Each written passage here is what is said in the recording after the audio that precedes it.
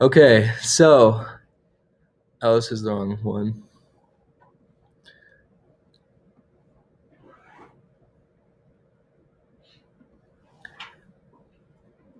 So today, we're going to be learning about understanding the basics of how search engines work and how Google gets paid. Knowing how Google determines which websites to rank high and low, and then practice ideating and generating keyword ideas for your business to capture.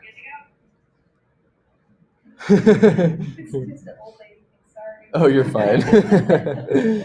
No worries. And there's a lot of information today, so if you ever feel like this guy, please say something. um, I'm happy to repeat things. I probably will gloss over some things too quickly. Also, use Slack if you have questions.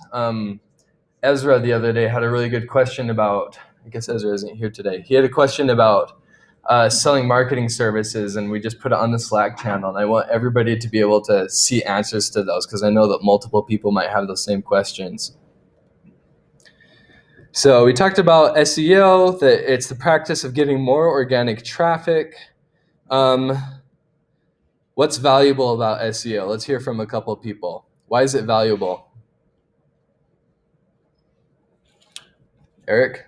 One thing is that it offers like ongoing return on investment. Yeah. Whereas like if you stop paying for Google ads, you stop getting traffic from Google ads. Exactly. I love that. Yeah. Dan? You can get like higher rankings, so Google brings up your website more, which is how you have more traffic. Totally. Yeah. Get free traffic. Yeah, what else comes to mind?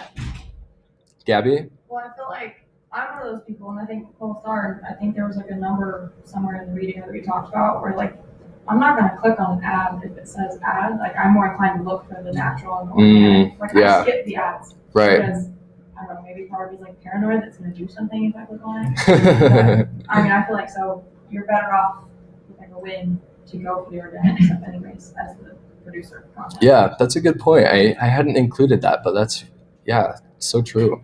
Eric? One thing I read said like, there's one idea of just getting to the top of the page, like a Google ad and whatnot.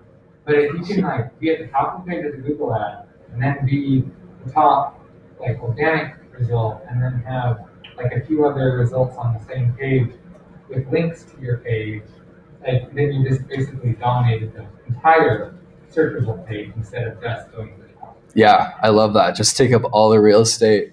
I saw this Twitter the other day of this guy's application to Google, and it was basically just, if you Google his name, like the whole entire first page is just like the different points of his resume. What a flex, right? Oh, sorry. Oh, Jake, yes. I feel like too, from the business owner's perspective, it forces you to be scrappy and understand your own business. Yeah.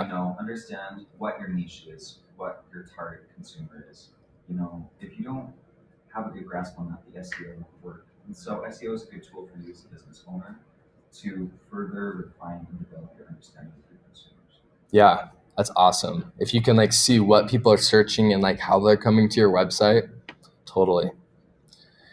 Great. Yeah, we talked about why it's difficult because it has so many barriers to entry and it takes a while to see returns. Yeah, so let's talk about how search engines work. We talked about this a little bit last time.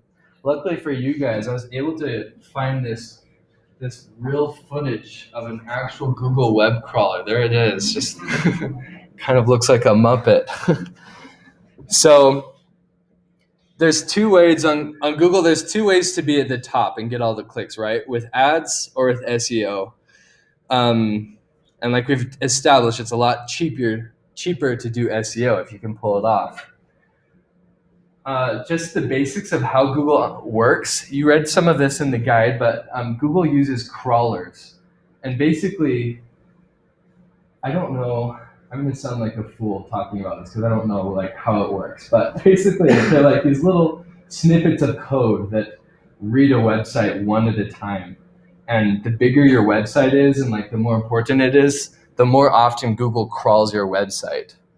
So that's kind of a big deal with SEO because if your website is not crawlable, obviously you'll never be indexed by Google. So most of you probably have websites with WordPress and with Shopify and Wix and stuff, and those are all automatically crawlable because they're giving you the format so it automatically works, which is kind of nice. But just be aware that that's a thing. Sometimes there's just pages that Google cannot see. Jade? So is it more about like the kinds of words that you choose to put on your website, or is it more, or is it also about like the amount of like visitors that come onto your website, like if you're more to your website or what? Yeah, like what determines whether or not it's crawlable by Google? Yeah, or like whether it's like higher up on the list when people search. Oh, okay. Yeah, that's a great question. We're gonna talk about that for a long time. But yeah, as far as crawlers go, this is kind of like different because crawlers is just Google's own way of reading it. Yeah, and we won't go too into depth on that because it's kind of complex, but most of you should be okay. Zach, I know that you're like building your own site, so that'll be like an important issue for you. Maybe we can talk about it, or like you can let me know. But yeah, if you're just building it from HTML or whatever, it's definitely something to keep in mind. Well, I would just add, if anyone is building a website based on the website IS201, I figured out that you can actually just on the domains.bu.edu download WordPress directly from there, and it will link it to your domain. So you can go to the WordPress website and just add blocks of code and immediately nice. upload a blog. Yeah, that's great. Okay, Eric? Just a reminder that Google, if BYU domains close to your website, you will not rank very well because it was approximately like cold tar. Fair enough. Cold tar does load slowly. Yeah. Okay, so let me ask you this. How do search engines make money? How does Google make money? Like, what's their main revenue source? Ads. Yep. Same deal as Instagram and Facebook. They, just like Instagram and Facebook, they want to give their users a really good experience so that people keep using it and they can show more and more Google ads to people. Yeah. Question on that. So I'm like Gabby, I avoid clicking on ads, probably also because of some weird like fear about it. But so how often do people like, I don't know, I always skip YouTube ads. I don't know about y'all. So I'm always like, how on earth do people make money with those things? Because they never seem tailored, you get all sorts of random and weird ads. Yeah. And maybe I'm just good at hiding myself on the internet. But like, how on earth does Google actually make money if so few people click? Yeah, that's a good question. It might be few people, but keep in mind how big Google is. If even 1 in 1,000 people buy something once a year for Google, like that explains why they're $1 billion company. So I'm kind of in that same pool. Like I've like I don't think I've ever clicked on a Facebook or Instagram ad in my life. I never click on the Google ads, but somebody out there is, and they're subsidizing the content for the rest of us. So thank you if that's you. Austin? Yeah, I guess two things. Maybe it's the constant exposure because I keep seeing Wingstop commercials on ESPN, and now I really want Wingstop. Yeah. Also, I was gonna ask, does DuckDuckGo and Google, do they do the same thing, or because DuckDuckGo isn't it more or less tracking, and does it rank things similarly to Google? Good question. So my understanding is that DuckDuckGo and Bing, they basically all just copy Google at this point. So what Google ranks well, they decide to also rank well. But yeah, as far as making money, I know that Bing has ads. I don't know if DuckDuckGo even has ads. I'm not really sure how they get paid. So, yeah, Eric? One comment about that, not clicking on ad thing. Like, I often don't click on an ad if I see an organic search result that fits well with what I need. Yeah. If I'm looking for something specific and one of the ads looks exactly like what I need, and it's not an organic search result, pretty close to the top, then I'm just like, okay, I'll click on that ad and see what it is. If Cool. I'm actually looking to get something. Yeah. Yeah. I get that. All right. So yeah, let's look at this a little bit. There's a lot of like fluttering conversations going on, guys. If I could just like have your attention, that'd be great. Let me know if you have a question or like, I definitely love like thoughts and comments. So do share, but just got to protect the energy, you know, protect the vibe. So this is kind of interesting. According to WordStream, these are the most expensive Google ads. So if you want to show up at the top of the query when someone searches for insurance, for one click, you have to pay $55. How crazy is that? That's just for ads. Yeah. So do the Sherlock Holmes method. That means that if they have a 1% conversion rate on their site, they need $155 clicks before they get a conversion, which is, what is that? Like $5,500 for a conversion for them? That's crazy. That's how much insurance makes off of us.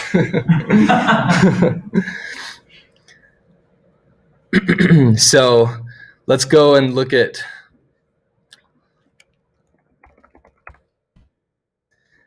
insurance. Oh yeah, there's Geico. When I was first learning about this, I remember my marketing teacher just like was like, "Oh, that's $50 for you. That's $50 for you." Just going down the list and charging them. It's not very nice, but isn't that crazy though? So, but look at this, farmers.com. They rank number one. They don't have to pay $1. And they're getting, their homepage gets, I guess I should introduce you to Ahrefs. So this is my plugin. I told you about this last time. It costs like $100 per month, so it's a little pricey. But you're gonna be using this for the free trial period, so it'll be good to familiarize it with you a little bit. So we'll talk about what these other numbers mean, but just look at the site traffic on their homepage. 493.4 thousand views per month. Times that by $55, and that's the value of SEO. I think I did the math the other day, and it was something like close to $3 million per month that they're getting just from the SEO value of ranking for this. How nuts is that?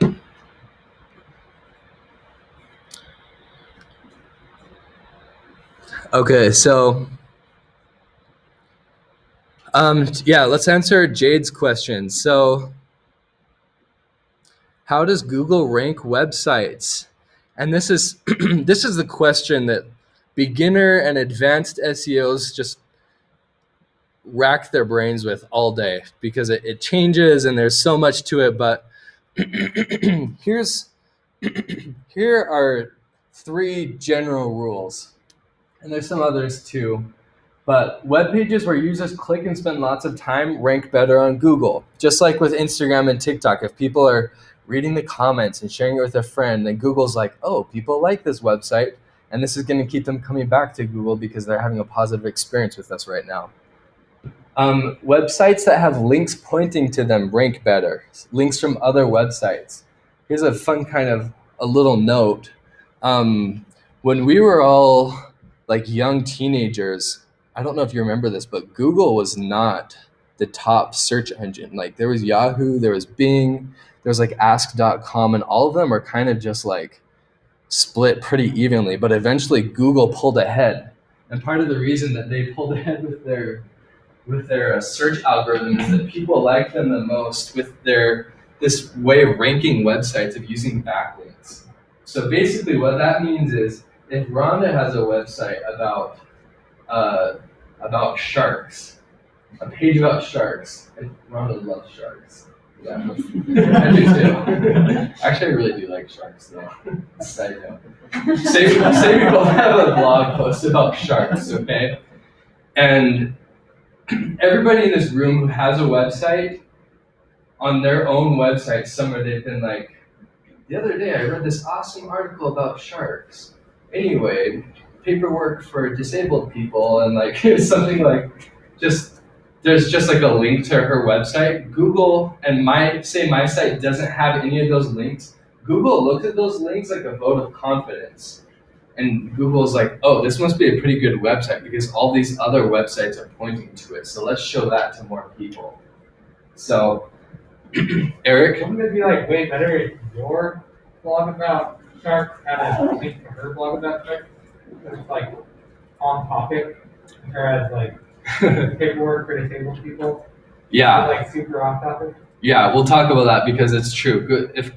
If your website is like about something, if you're not have nothing to do with sharks, if you're like a technology website and you're linking to that, Google's like, why are you linking to this site? Sharks are never far away.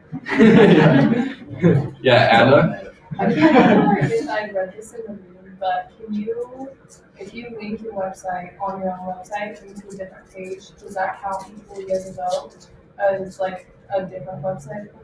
Good question. It counts, but not equally. So when an external website points to your site, that's called an external link. When you have pages inside of your own website linking to each other, that's called an internal link. So having internal links helps a little bit, but it mostly helps if you get other websites to point to you. And there are other benefits for internal links as well. We'll talk about that later on. Eric? Wasn't one of them like helping Google? It helps Google figure out which pages on your site are the most important. Mm-hmm. Yeah, I mean, and yeah, Google just learns more about the page by the way you link to it too. So, and then web pages with highly relevant content rank better too. So, let's see, is Ben here today? So, like with Ben's reversible clothing website, Amazon obviously has a lot more backlinks and has a lot more user engagement, but they might not have like specifically reversible clothing. Whereas if I type in reversible clothing and that's like all Ben's website is about, then Google is going to be like, this is more relevant, so let's show this, even though it's a tiny website.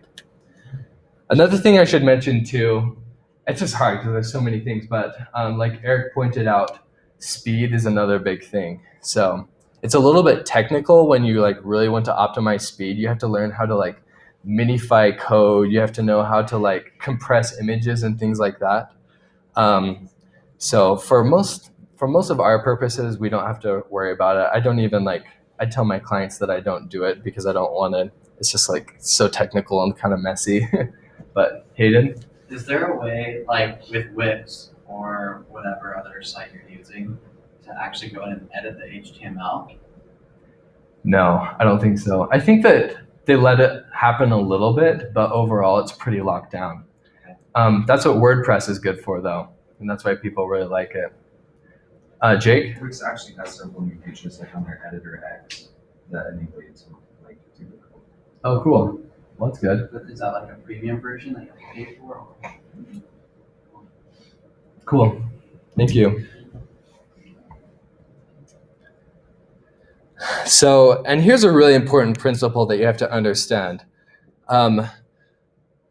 So Google, not a whole website doesn't rank for a keyword. A single page ranks for a keyword on a website. And that's important to understand because when I was first learning SEO and I was like helping this optometrist, I was like, okay, let's just like put optometrist in Washington. We'll just use this keyword and just kind of like spray it across the website, across all the blogs and pages, and that'll help them compete better for that query. And it might help a little bit, but the way that Google actually works is, think about it this way. Every page can only compete for one thing, for one keyword, and other keywords that are close by to it. So the better way to do that would actually be to create a whole page called optometrist in Washington or whatever, optometrist in Kennewick, Washington. Have that whole entire page on the site just like really focus on that keyword. And that's the more practical way to accomplish it. So, yeah. So let's go back to this.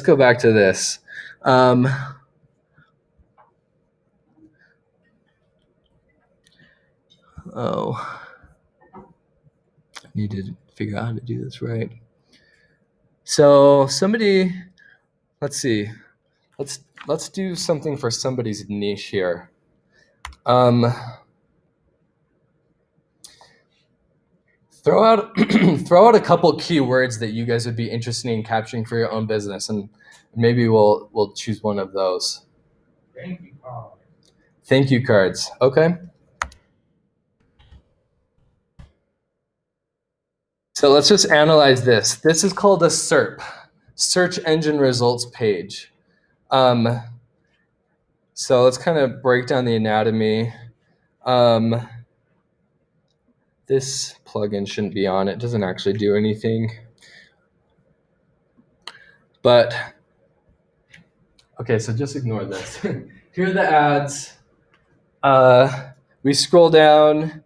This is called the people also ask box. And then we go further down. Here's the Google shopping thing. And then here's the Google Maps pack. So you'll notice that, oh yeah, and then here's the link to the images. Hey, Brigham. How are you? Good. You'll notice that every SERP has some combination of these elements. So let's see if we can figure out why Google has ranked things here the way that they have. I'm going to see if I can zoom in a lot. So first of all, Ryan, how are you getting the ranking numbers to show? Is that a plugin that you have? that's Ahrefs. Yeah, kind of nice, huh? So volume. That means every month, 82,000 people search for thank you cards. Of those 82,000 people who search for it, 53.4 thousand end up actually clicking on something, which can be kind of an important number because, like, for example, it's a really easy keyword to capture, like, how long is a football game? But the reason for that is, even though it has like 10,000 searches, it has like hardly any clicks because Google just brings up their own little instant answer right at the top, so people don't end up clicking on anything. Cost per click, this is for Google Ads. So Eric, people are paying $5 if you wanted to use Google Ads. It's kind of interesting information to have. You can also, there's other tools you can use. You don't need to have Ahrefs for that. It's actually pretty easy information to find, but kind of interesting. Keyword difficulty is 45. So this is on a scale of 0 to 100, and it's logarithmic. So getting from like a 2 or a 3 difficulty keyword is like infinitely easier than like a 90 difficulty keyword, like insurance probably is. Next we have global volume. So this is like worldwide volume. 144,000 people across the whole world. It includes like India, includes South America, Europe, Canada. I should specify that this number is just the US volume. Does it translate languages? Or Um, do they have to type in thank you cards? yeah, this is the English version. So anybody in the world who's using English Google, it will appear. But yeah, if it's set to like Hindi or whatever, obviously not. The return rate is how often people search for this and then search for it later. So it looks like on average it's just 1 for this. I don't know. Okay, so Hallmark.com is number 1. So I'm going to hit you with some more numbers. Some of these don't matter as much as others. So this first one is, what's that?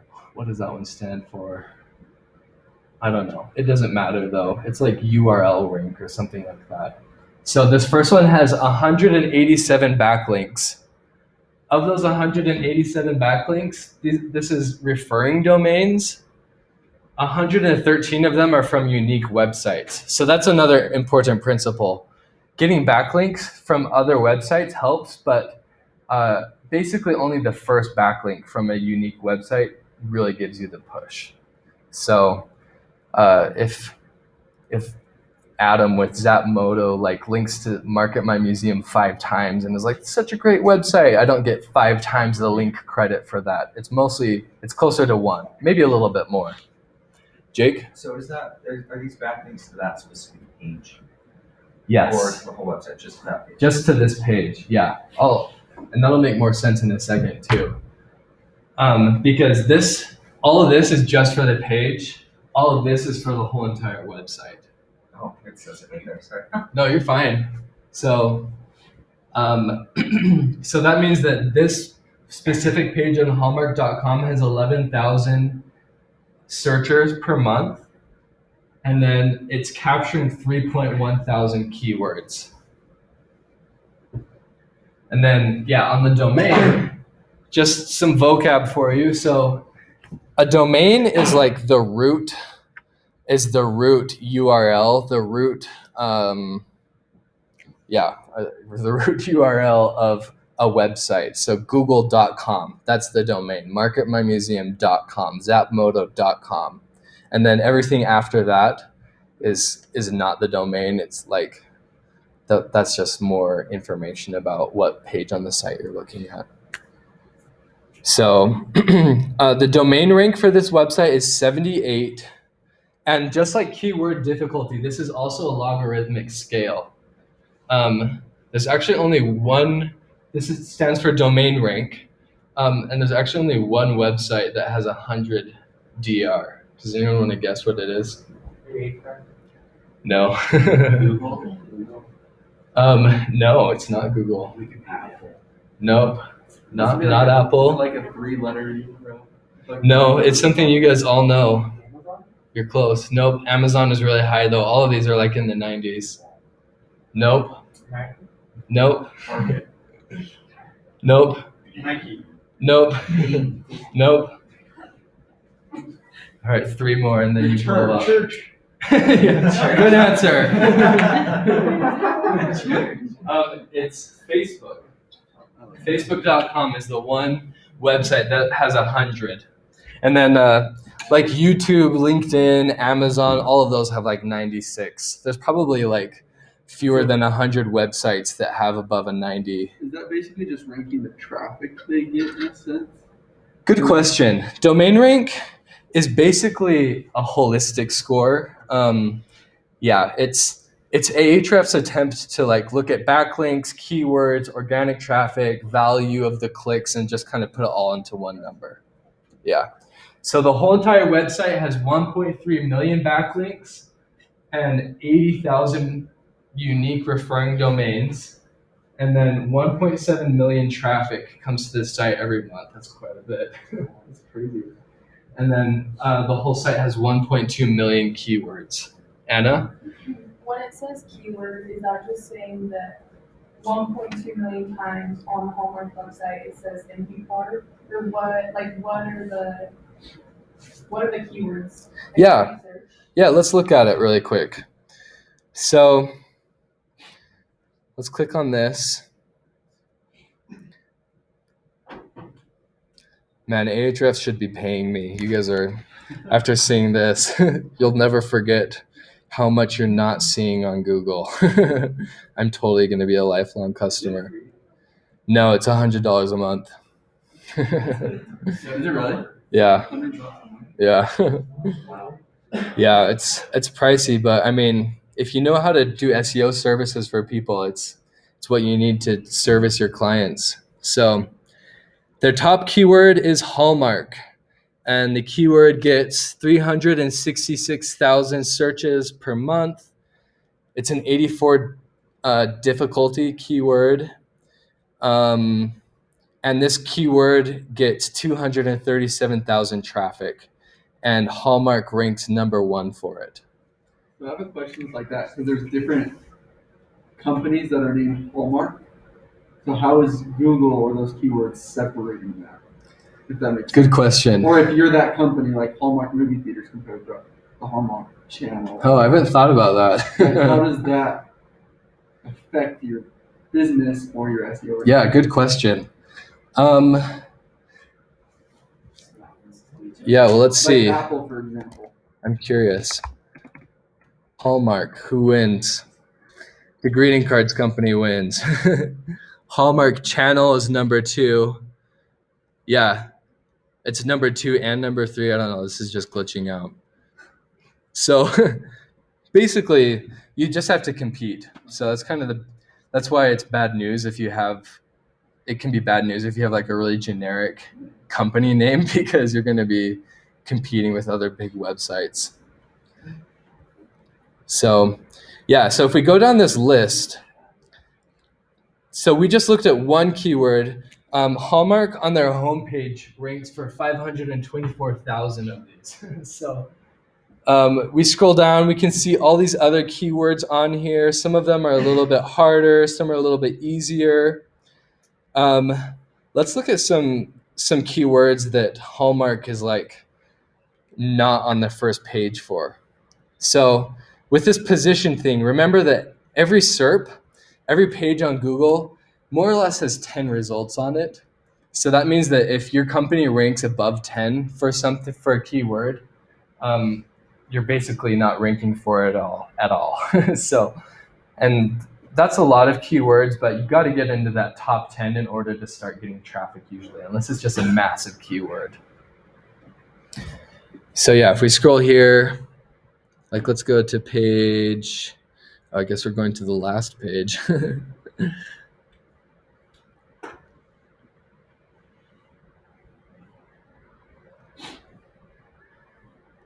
Oh, dang it. Yeah, you guys thought Ahrefs is expensive, $100 a month.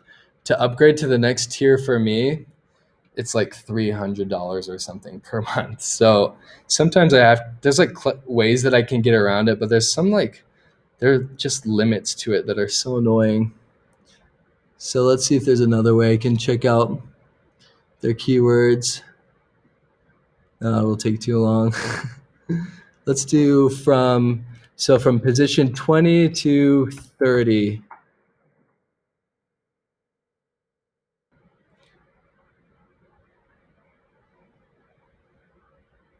So here's some random keywords that Hallmark ranks for. Squishmallows Halloween. Halloween Squishmallows. Cute stuffed animals, bridal gifts, Spanish blessing. Interesting. So let's look at this really quick. So Spanish blessing. This is actually a great keyword though, guys. Look at this. It has a 0 keyword difficulty and 9,000 people search for it every month. Crazy, right? The keyword difficulty isn't always reliable though. It's a little tricky, but let's see how they're competing for that. So let's go to the website. So Hallmark.com, cards, greeting cards, God made you a blessing, Spanish language birthday card.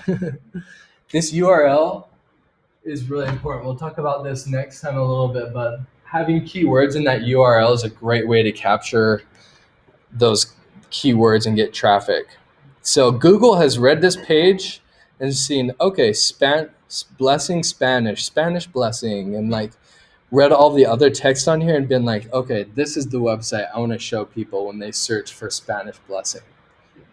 And you can kind of see how they accomplished that.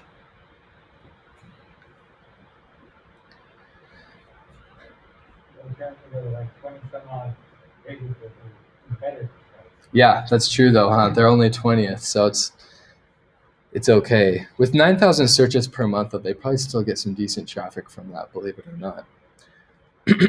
So next up, we have Amazon.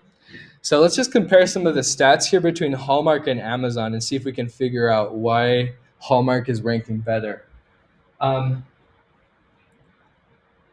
So basically, you guys, if you take all of these numbers and splice them together, in theory, it should show you like who ranks higher. And a lot of keyword difficulty when Ahrefs decides how difficult something is actually has to do with backlinks and referring domain. I don't know why exactly they do it that way, but just be aware that that's how that works. So, yeah, and this is a good example because Amazon only has 25 backlinks, whereas Hallmark has 187, right? So they're getting a lot more credit for that. But by contrast, Amazon has a 96 DR and Hallmark only has a 78. So if all things were equal, that 96 would trump the 78. So is this starting to make sense? So if the page is equal, it goes into domain. Yeah. I mean, yeah, really simplified, but basically. And if you go down the page, you can kind of just see how each result just has lower numbers. There either has lower numbers, oh, here's Amazon again, or there's other factors at play. But I don't know, this first page, it's such a big query that actually a lot of people are searching for it. But I know this is a lot of information. Is this starting to make sense though? Is this interesting to see how Google is ranking these? Okay, so we'll come back to this in a second maybe. Wow, 15 more minutes. So, oh, please, yeah. So to increase your ranking, for example, to increase the volume of the keyword, like the one keyword often appears on your website. Is that what it is? So, good question. There's a lot of things that come up with making your website rank well. And I guess, so today's kind of an overview, and I'm just kind of teaching you guys about keywords in general. Next time, the person who originally taught me SEO is going to come, and he's going to teach you how to make a specific page rank. And he'll go into that. But yeah, it's a combination of having keyword in the URL, having alt text on your images that's relevant to the keyword, and having just interesting content on the page so that when people search for Spanish blessing, they don't come to the page and then immediately leave. Google's like, oh, clearly this wasn't the right thing to show. If they stay on it, that means that Google's going to show it more often. So a lot of factors come into play like that, basically. But let me see if this helps you guys a little bit though, because I can see now you're kind of like, all right, well, with this information, how do you help a website get better SEO? What's the next step? And here's my ideology, and here's the way that I sell it to clients. Basically, in my mind, there's 3 legs to making a site rank better on Google to getting more organic traffic. So the first one is off-page optimization. Whenever you hear off-page optimization, just think of that as synonymous with backlinks, having other websites linking to your site. And then, so with a company, I'll be like, all right, every month, I charge $250 per backlink, and I'll get you how many backlinks per month you want pointing to your website.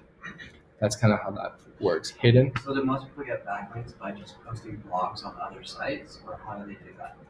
Good question. That's also a really big and kind of tricky question, but yeah, guest posting is a really great way to do it, and that's usually how I do it for my clients. But you can also do something newsworthy so that bloggers and journalists just mention you. That's an even better way to do it, honestly. But and other ways too, like if you guys have a product and you want to, if you find other people in your space and you're like, hey, I'll give you my product for free if you write me a review, then on their website they'll link to you and they'll have a whole page about you. So it'll give you a backlink. So those are just some ideas. We'll have a whole day where we talk about that though. Dan? Would social media go into this as well? Like you tagging something or your website and take them to that? Good question. The short answer is no, because it's just too easy. If you wanted to, it would be way too easy to just get a trillion people to tag you or link to you from their Facebook post. Google sees all that, and not only is it all coming from the same domain, but with really big websites like Facebook and LinkedIn and things, Google knows that that's not actually a vote of confidence. There's just like so much noise coming from those sites always. Good question though.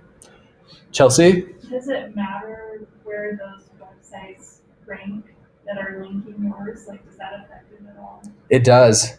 Yeah. So having like a link from a site that was just launched yesterday that has like a 0 or a 1 DR isn't going to pass as much authority as like the New York Times. Totally. I love these questions, you guys. I can just hear the gears rolling. It's great. So the next thing is on-page optimization, which is basically just optimizing what you already have on your website. So when I do that for clients, I'm usually like, okay, I'm trying to figure out like, what are you trying to have this page rank for? And then I'll go in and like you'll learn next time, like we change the headers, we change the alt text, we change the URL, and just like optimize things for the keyword that we're shooting for. And then the last one is kind of an extension of on-page optimization, but content creation. Like I said before, you should really only count on each website only capturing like a very narrow set of keywords. Like your website, random blog post isn't going to capture keywords for like fun things to do in Idaho, and also capture keywords of like what's going on in Singapore today.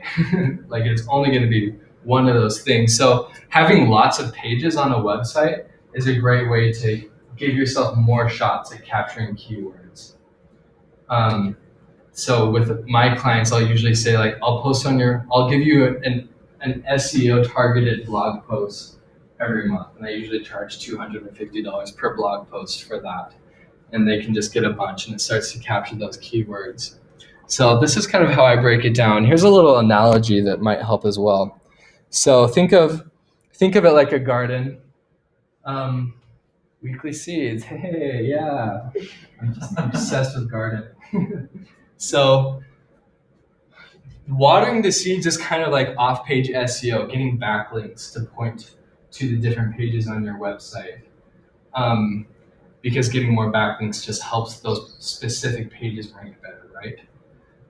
Pruning, fertilizing, and taking care of the soil is kind of like on-page SEO. So just there's already plant, there's already pot, it's already growing. Let's just clean it up so that it has full capacity to grow.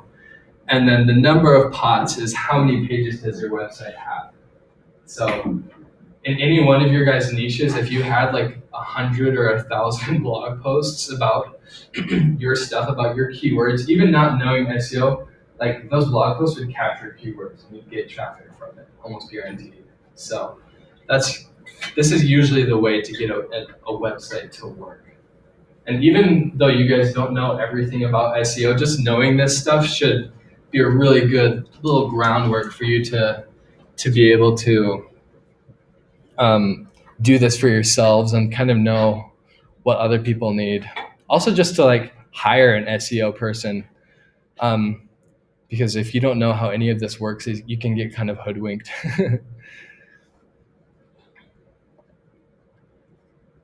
Okay, yeah, so you guys already asked this, so we'll do it really quick. But off-page SEO is all about backlinks. Links from sites that are in your same niche are more valuable. Links from sites that have a lot of authority are more valuable. And then they also need to be do follow links. And what that means is there are no follow links and there are do follow links on Google. Which, to go back to Dan's question, like if you're just advertising someone's product, that ad will automatically have a no follow link. So, and that's the way that Google knows like, okay, you're not actually passing authority to Nike, you're just advertising for them. So it's a fairly common thing on the internet. Don't worry about it too much. Like as a general rule, if it's a link, it's a link and you should be good. And even there's some debate too that no follow links pass a little authority too. Not a ton, but all right. So And then on-page SEO, like I said before, all about having a clean, clear website that loads quickly and makes sense to Google. And it's kind of the most technical part, probably. Anna? Do people like have studios focusing on lower resolution photos on their website to make it really faster? Because you want good high quality photos, but Yeah. It's a good question. It's definitely a dilemma because you want to have really good looking pictures, but also having smaller photos makes it load a lot better. So there's usually an optimal point because when you look at a website, it doesn't need to be like print quality resolution, So there are tools and sites out there that'll help you compress images so that they look as good as they can possibly look on a site, but they're also small enough that they load quickly. Yeah, Hayden. The reading also talked about it's all about how because people will leave really quick if it doesn't load and that kind of good point. And so it talked about how you can program it so that the images kind of are super low resolution at first, so people can see that there's an image that's loading. So they don't leave while they're looking at other stuff, and then once it becomes more clear, then they'll see the actual picture. I love it. So having that low image, low resolution, even just a fuzzy, blurred out image is better than no. Yeah, that's a great idea. Cool. Rhonda? GT metrics a lot. Oh, cool, yeah. And it really gives you a great idea of how it's going. I had put some apps on for, I don't know if it was a chat or what it was, but it took it way down, so I deleted that, so I deleted the app. Oh, interesting. Yeah. That's cool. Yeah, I'll show you guys some of those tools right now. Google Lighthouse is awesome. So, there's so many. So you can just page speed insights. I think this is Google's tool. So they let you drop in your URL and then they give you a score. So let's see how Market My Museum is doing.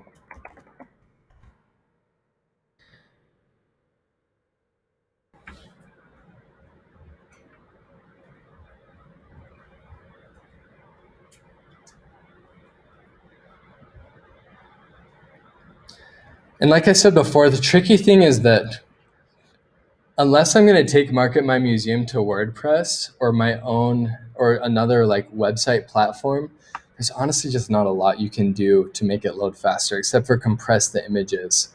So, dang it, 19. But also don't overthink this too much. So if you get a really low score, that could mean that you have a plugin or an app that's not helping you out. But there are, I don't know, Google's a little bit more forgiving with this than you sometimes think. I haven't found it to be as important as other SEO factors. Let's see how this Hallmark page does.